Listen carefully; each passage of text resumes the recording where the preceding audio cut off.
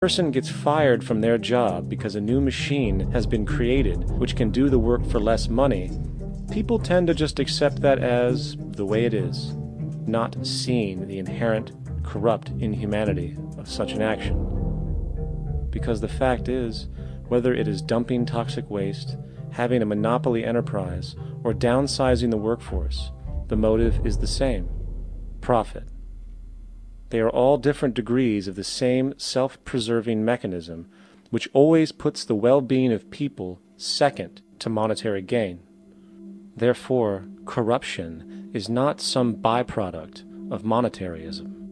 It is the very foundation. And while most people acknowledge this tendency on one level or another, the majority remains naive as to the broad ramifications of having such a selfish mechanism as the guiding mentality in society. Internal documents show that after this company positively, absolutely knew that they had a medication that was infected with the AIDS virus, they took the product off the market in the U.S. and then they dumped it in France, Europe, Asia, and Latin America. The U.S. government allowed it to happen. The FDA allowed this to happen. And now the government is completely looking the other way. Thousands of innocent hemophiliacs have died from the AIDS virus. This company knew absolutely that it was infected with AIDS. They dumped it because they wanted to turn this disaster into a profit. So you see, you have built-in corruption. We're all chiseling off each other, and you can't expect decency in that sort of thing. And feeling that, they don't know who to elect. They think in terms of a democracy, which is not possible in a monetary-based economy. If you have more money to advertise your position, the position you desire in government, that isn't a democracy. It serves those in positions of differential advantage. So it's always a dictatorship of the elitists, the financially wealthy.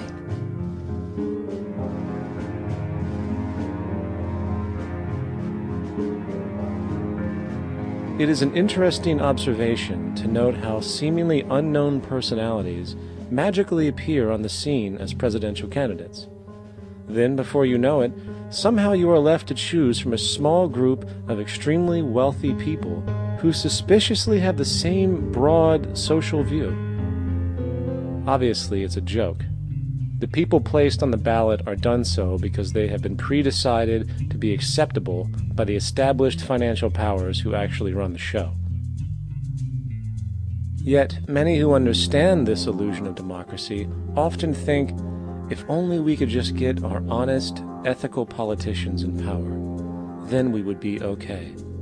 Well, while this idea, of course, seems reasonable in our established-oriented worldview, it is, unfortunately, another fallacy.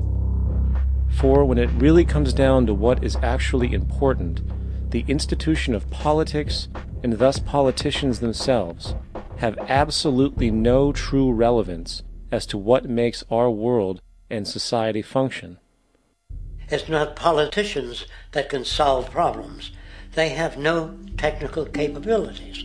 They don't know how to solve problems. Even if they were sincere, they don't know how to solve problems. It's the technicians that produce the desalination plants. It's the technicians that give you electricity, that give you motor vehicles, that heat your house and cool it in the summertime. It's technology that solves problems, not politics. Politics cannot solve problems because they're not trained to do so. Very few people today stop and consider what it is that actually improves their lives. Is it money? Obviously not. One cannot eat money or stuff money into their car to get it to run. Is it politics? All politicians can do is create laws, establish budgets, and declare war. Is it religion? Of course not. Religion creates nothing except intangible emotional solace for those who require it. The true gift that we as human beings have, which has been solely responsible for everything that has improved our lives, is technology. What is technology? Technology is a pencil which allows one to solidify ideas on paper for communication. Technology is an automobile which allows one to travel faster than feet would allow. Technology is a pair of eyeglasses which enables sight for those who need it. Applied technology itself is merely an extension of human attributes which reduces human effort, freeing humans from a particular chore or problem.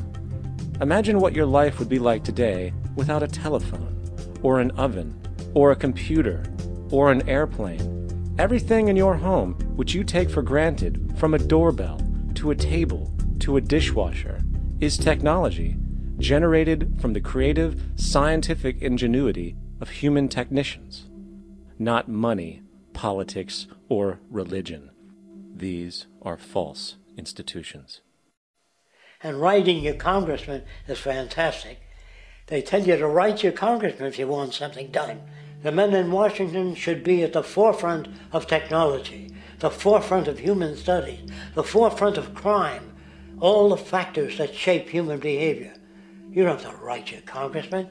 What kind of people are they that are appointed to do that job? The future will have great difficulty.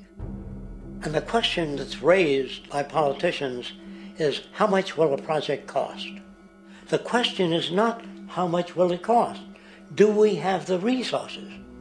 And we have the resources today to house everyone, build hospitals all over the world, build schools all over the world, the finest equipment and labs for teaching and doing medical research. So you see, we have all that, but we're in a monetary system. And in the monetary system, there's profit. And what is the fundamental mechanism that drives the profit system besides self-interest? What is it exactly that maintains that competitive edge at its core? Is it high efficiency and sustainability? No, that isn't part of their design. Nothing produced in our profit-based society is even remotely sustainable or efficient. If it was, there wouldn't be a multi-million-dollar-a-year service industry for automobiles, nor would the average lifespan for most electronics be less than 3 months before they're obsolete. Is it abundance? Absolutely not. Abundance, as based on the laws of supply and demand, is actually a negative thing. If a diamond company finds 10 times the usual amount of diamonds during their mining, it means the supply of diamonds has increased, which means the cost and profit per diamond drops. The fact is, efficiency, sustainability, and abundance are enemies of profit. To put it into a word, it is the mechanism of scarcity that increases profits. What is scarcity? Based on keeping products valuable. Slowing up production on oil raises the price. Maintaining scarcity of diamonds keeps the price high. They burn diamonds at the Kimberley diamond mines. They're made of carbon. That keeps the price up. So then, what does it mean for society when scarcity, either produced naturally or through manipulation, is a beneficial condition for industry? It means that sustainability and abundance will never ever occur in a profit system, for it simply goes against the very nature of the structure. Therefore, it is impossible to have a world without war or poverty. It is impossible to continually advance technology to its most efficient and productive states. And, most dramatically, it is impossible to expect human beings to behave in truly ethical or decent ways.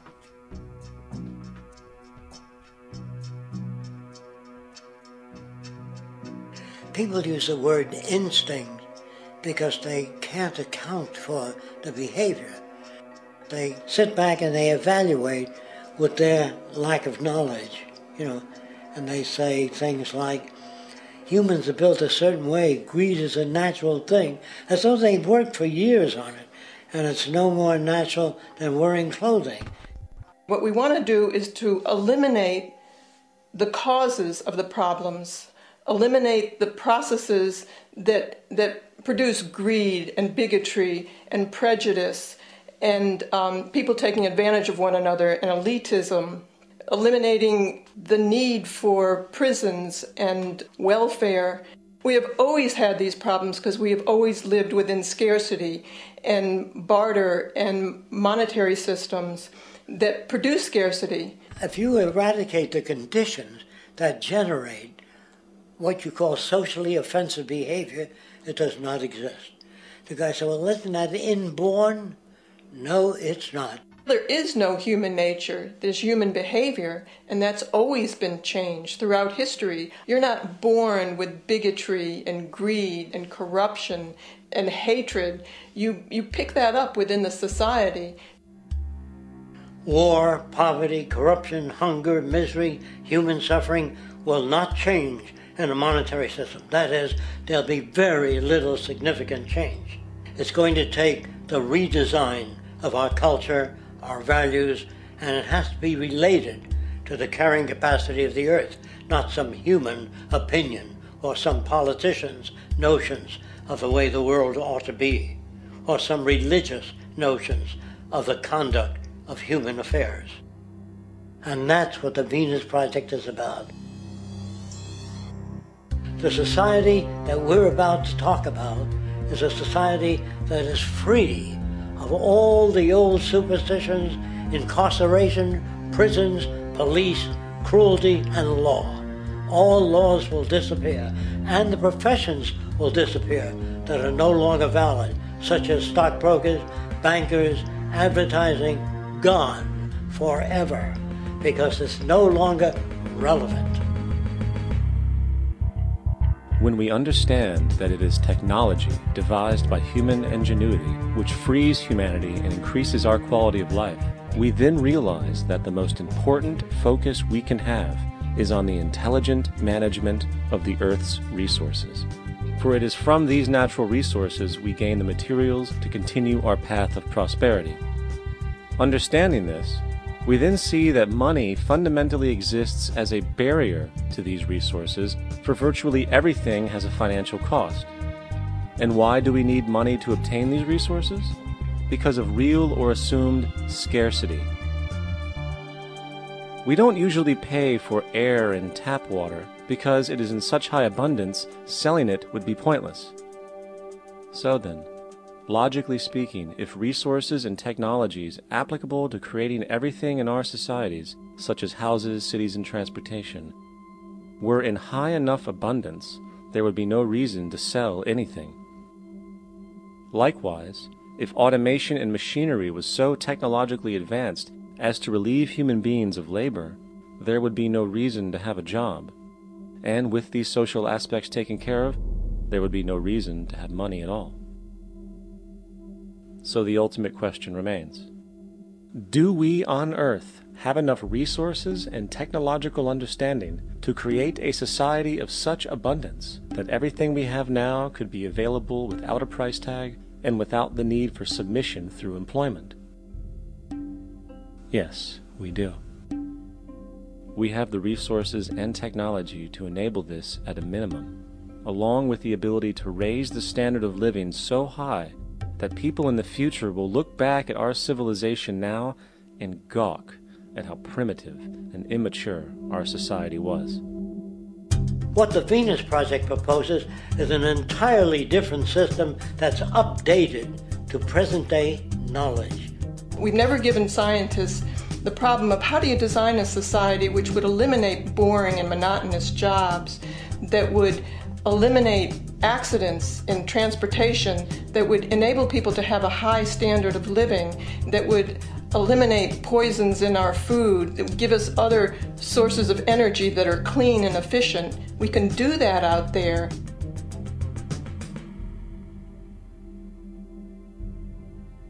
The major difference between a resource-based economy and a monetary system is that a resource-based economy is really concerned with people and their well-being, where a monetary system has become so distorted that the concerns of the people are really secondary, if they're there at all. The products that are turned out are for how much money you can get. If there is a problem in society and you can't earn money from solving that problem, then it won't be done.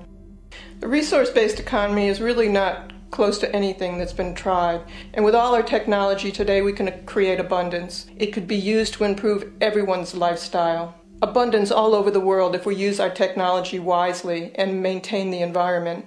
It's a very different system, and it's very hard to talk about because the public is not that well enough informed as to the state of technology.